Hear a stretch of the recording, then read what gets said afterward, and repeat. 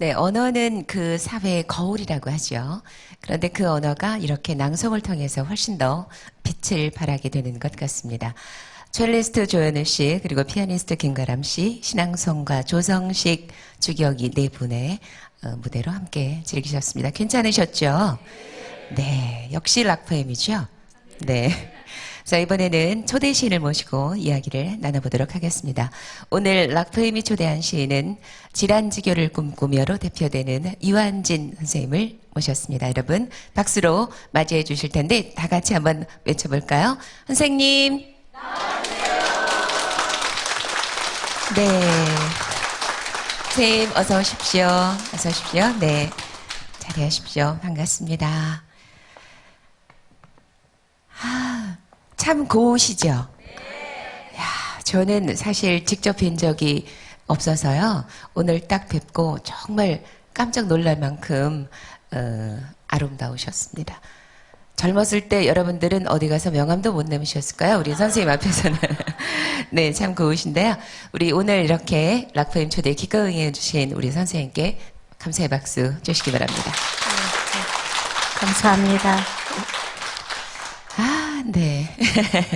저희 옛날에 그랬잖아요. 우리 책받침 스타들도 이렇게 사진을 갖고 했었지만 문학을 좋아하는 분들은 시도 이렇게 코팅해서 책받침으로 썼거든요.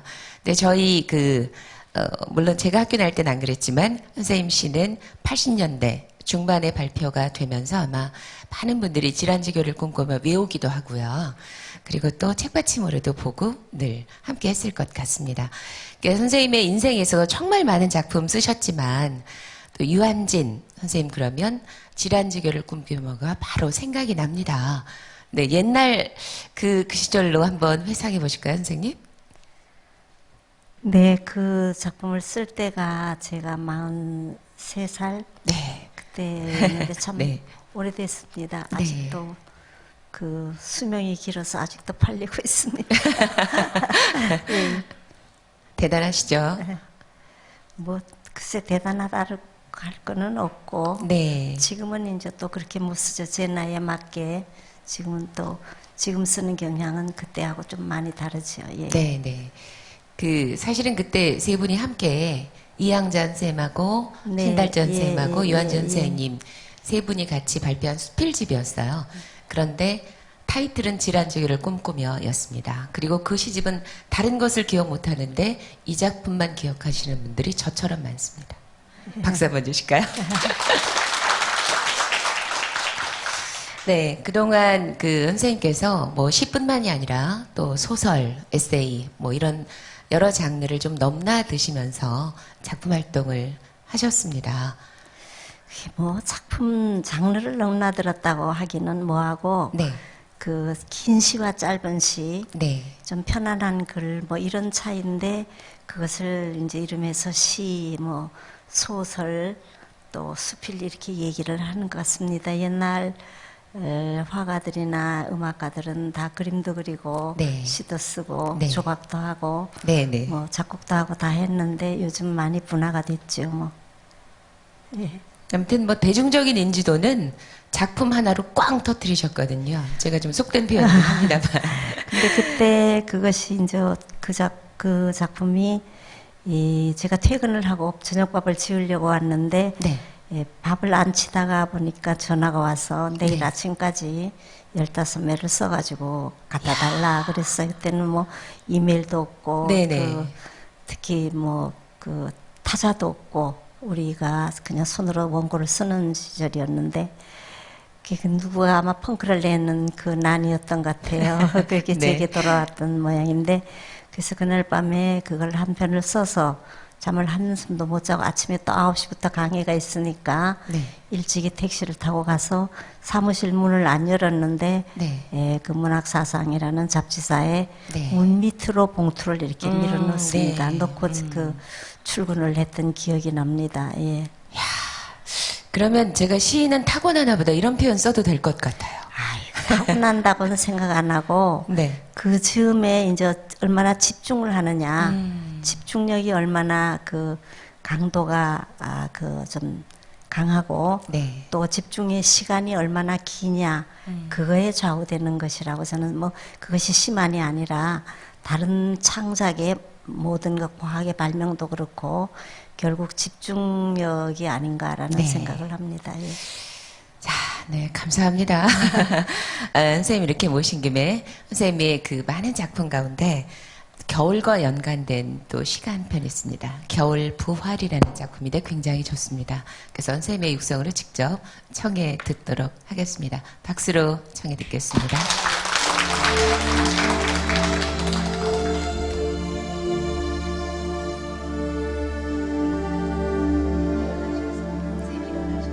일어나서.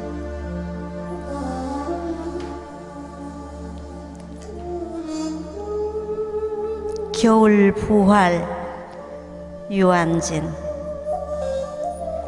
묵시록의 시대가 왔나 모든 잎들 다쳤다 말보다 더 아픈 말 없음의 말은 시련보다 깊고 실패보다 무거워도 후미진 골짜기 산자락에는 지고 싶지 않는 구절초 아직 피어있어 험악한 세상에도 꿈꿀 수 있는 꿈들은 아직도 남았다는데 적막한 잎들 적막한 사랑으로 막막한 적막이 되어 다다르는 아득한 거기 하늘인가 저승인가 억울한 불행마다 결국에는 기적이 되어준다고 눈발은 하늘 말씀처럼 내리고 내리는데 무신론자들도 신자가 되는데 마른 가지 뒤흔드는 까막같이 마디 울음에 찔레가시 끝마다 열매는 붉어 여기는 박해시대의 절두산 언덕인가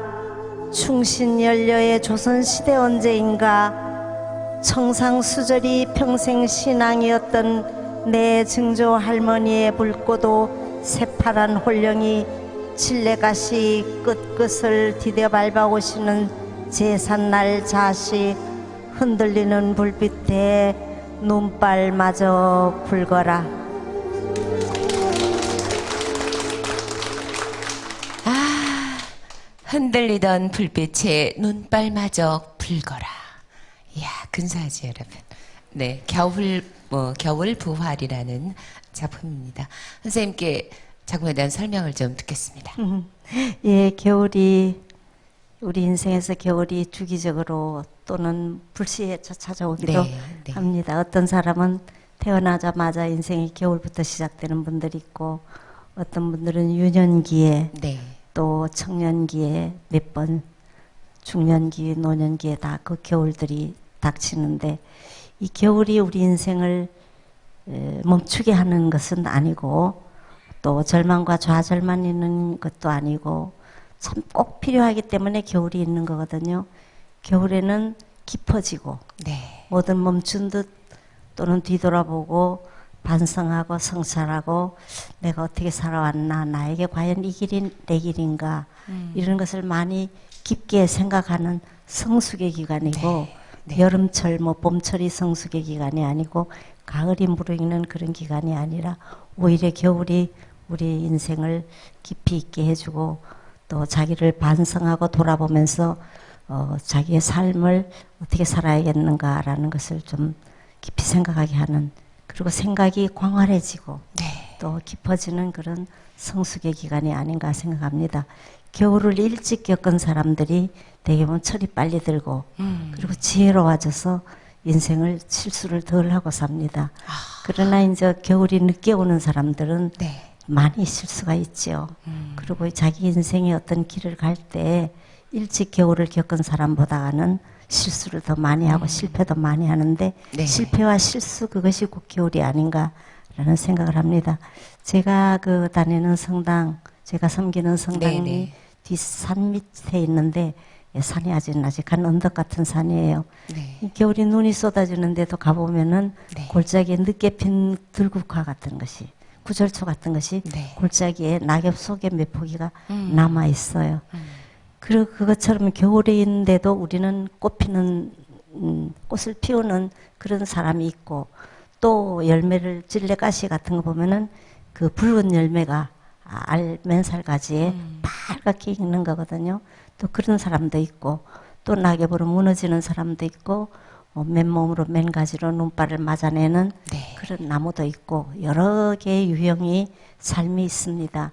그 삶이 끝장난 것은 아니고 네. 다 이어가고 제대로 그 다음을 위해서 또 준비하는 기간이기 때문에 우리 인생 겨울이 참 필요한 것이 아닌가 생각을 하는데 실제 우리는 혹독하고 네. 지나고 많이 나면은 춥습니다. 네, 지나고 나면은 이게 참 필요했다.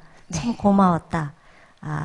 저는 대학에 있으면서 곧바로 이제 대학에 지나간 학생들 보다가 네. 한 2번 재수한 사람, 네. 삼수한 그런 애들이 이제 조교로 쓰는 걸 좋아합니다. 네.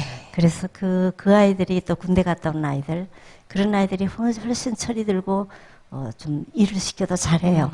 그리고 좀 듬직하고 네. 안정적이고 그렇습니다. 그래서 우리 인생에서 젊은 분들이 겨울이 오거나 또는 중년에 노년에 겨울이 온다고 해서 꼭 불행한 것만은 아니고 그것을 그대로 포용하면서 이것이 기회다라고 생각하는 부활의 기회로 부활의 어떤 계기로 삼으면 좋지 않겠는가 해서 생각했습니다. 서울대학교에 오래 계셨거든요. 그리고 현재도 지금 서울대 명예교수로 계신데 여러분 다 적으셨죠? 이렇게 좋은 말씀 많이 주시는데 네. 한 말씀 한 말씀이 시 같기도 하고 또 우리한테 어떤 앞으로 지표가 되는 그런 말씀들을 주시고 계십니다. 예전에 선생님 우리 즐길 거리가 별로 없을 때는요. 이렇게 취미가 뭐냐 이렇게 물으면 독서가 1등을 했던 것 같아요. 예, 그냥 없으면 독서 이렇게 썼습니다. 네네. 예. 근데 요즘에는 그렇지가 않습니다. 물론 이제 제 주변에 보면 책을 읽는 것이 취미이자 가장 스트레스 해소하는 데 좋다 이렇게 생각하시는 분도 계시긴 하거든요. 하지만 상대적으로 좀 줄었다는 생각 듭니다. 그래서 그래. 독서를 좀 많이 해야 인문학적 사고를 하는데 좀 도움이 되지 않을까요? 네, 그 인문학적 사고라는 것이 네. 그게 교양교육이에요. 네네. 이게 반드시 필요하고 우리 인생을 살아가는데 자양분이 되는 것이고 네. 그 외에 이제 먹고 살기 위해서 직업을 갖는 네. 전공이라든지 전문직이 그렇죠. 네. 있는데 우리 인생의 그 삶에 필요한 인문학적인 그런 교양에 대한 그것을 잘 좀 배우기를 싫어하고 바로 급하니까 바로 이제 전공으로 들어가려고 많이 하는데 네. 옛날에는 사람 되는 것을 강조했으니까요. 네. 제 세대 같이 이제 종이 세대는 책이 좋습니다. 그래서 독서를 하는데 요즘은 그 지하철에서 보면 읽기는 읽는데 휴대폰을 읽고 휴대폰을 통해서 뭘 읽고 그쵸. 뭐 신문을 보고 또 책을 읽고 많이 그래요. 근데 그 번쩍거리는 화면이 시력도 안 좋게 하고 그쵸. 또 작은 글씨가 눈도 나쁘고 근데 저희는 그냥 흰 종이에 검정 글씨 이거면 아주 편안하고 눈이 덜 피곤하거든요. 누워서도 읽을 수 있고 네. 또 읽다가 이 책으로 얼굴을 덮고 저는 얼굴 이불이라는 시도 쓴 적이 있습니다. 네. 책이 얼굴 이불이에요. 네네. 그리고 또 베개로 베고 자기도 하고 또 껴안고 품고 자기도 하고 그게 참 여러 가지 그 책이라는 용도가 참 좋았어요. 저는 뭐 그래서 제 세대까지는 아직도 그 종이와 활자, 검정 활자가 이런데 그 독서를 좀 많이 했으면은 독서하지 않고 성공하는 예는 없어요. 모든 사람들이 책은 사람을 만들고 사람은 책을 만든다라는 것이 그런 말이 달무드에 있는 말입니다. 우리는 이 책을 말씀은 꼭 기억하셔야 될 것 같아요. 특히. 읽어야 우리의 생각이 깊어지고 네. 또 읽지 않으면 우리가 이미 알고 있는데도 그것이 떠오르지 않아요. 네. 그래서 그 옛날에 읽었던 것을 다시 읽으면서 그것이 환기가 되는데 리마인드가 되는데 그것이 옛날에 느꼈던 거하고는 또 다른 느낌을 우리에게 가져다 줘요. 네. 그래서 그런 책을 고전이라고 그렇게 얘기를 하죠. 그래서 나 옛날에 한번 읽었어. 근데 읽은 것이 끝나는 게 아니라 다시 읽으면서 다시 예를 들어 20대 읽었던 책과 40대 읽었던 책이 또 다르더라고요. 달라요. 네. 예, 그 의미 오는 것이 다릅니다. 뭐 풍경도 그렇습니다. 네, 예, 네. 뭐 그런데 다른 모든 사물의 난도 마찬가지고 네. 그렇지만은 이 책이라는 것이 우리 인간을 그 사람을 만드는 데에서 아주 학교 교육 이외에 자기 교육이 필요한 것이 네. 우리가 밥만 먹고 사는 것이 아니라 비타민도 먹고 과일도 먹듯이 네. 학교에서 가르치는 것도 외에 더 다른 영양소를 많이 섭취하기 위해서 스스로 독서를 해야 되는데 책 안 읽고 성공한 사람은 없습니다. 이 세상에. 역사적으로 봐서 모든 위인들은 독서광이었어요. 네. 책을 읽으면서 생각이 깊어지고 또 그 불행이라든지 아까 내가 읽었던 겨울이라든지 네네. 이런 것을 그 의미를 다시 생각을 하게 돼요. 내가 지금 이 겨울철이 나 인생에 오는 것이 다행이지 이것이 70살에 왔더라면 60살에 왔더라면 어떡할 뻔했는가. 네. 그 전 인생이 다 좀 많이 경솔했지 않나라고 생각을 하게 되는데 저는 이래서 우리 이렇게 사실 처음에 제가 섭외 전화를 드렸을 때 선생님께서 뭐라고 말씀하셨냐면요. 나처럼 나이 많은 사람이 나가도 돼요. 이렇게 말씀하셨어요. 그래서 제가 뭐라고 답을 했냐면 저는 더 좋습니다. 새겨들을 말씀, 귀한 말씀 정말 많잖아요. 그러니 정말 저희가 이 문단의 원로들 모셔서 좋은 말씀 듣는다는 게 정말 좋은 기회라고 생각합니다. 박수 한번 주세요. 너무 원론적인 얘기를 해서 죄송하죠. 원론적인 얘기예요. 이 원론적인 얘기가 시대를 지킵니다. 제가 저는 그렇게 어렸을 생각합니다. 제가 그 유학 시험에 2번 떨어지고 계속 안 되고 이제 국비로 가야 되는데 제가 네. 돈이 있어서 뭐 유학을 가는 건 꿈도 못 꾸니까 그럴 때 누가 이런 얘기를 했어요. 인생은 자기 보이는 만큼 나가라. 안개 속과 같아져서 안개 속에서는 한 발짝 거리만 보여요. 그래서 한 발짝 보일 때 그만큼 나가고 또 한 발짝 나가면 또 한 발짝만큼 보이니까 그렇게 나가라. 가다 보면 뭐가 있다. 이제 그런 네. 얘기를 하시더라고요. 청년들이여 한 발짝 한 발짝 앞으로 조심스럽게 그리고 열심히 나아가라 이런 말씀 주셨습니다. 네, 오늘 락포엠에 응해주신 우리 유한진 선생님께 다시 한번 감사의 박수 주시기 바랍니다. 네, 감사합니다. 네, 선생님 감사합니다. 감사합니다.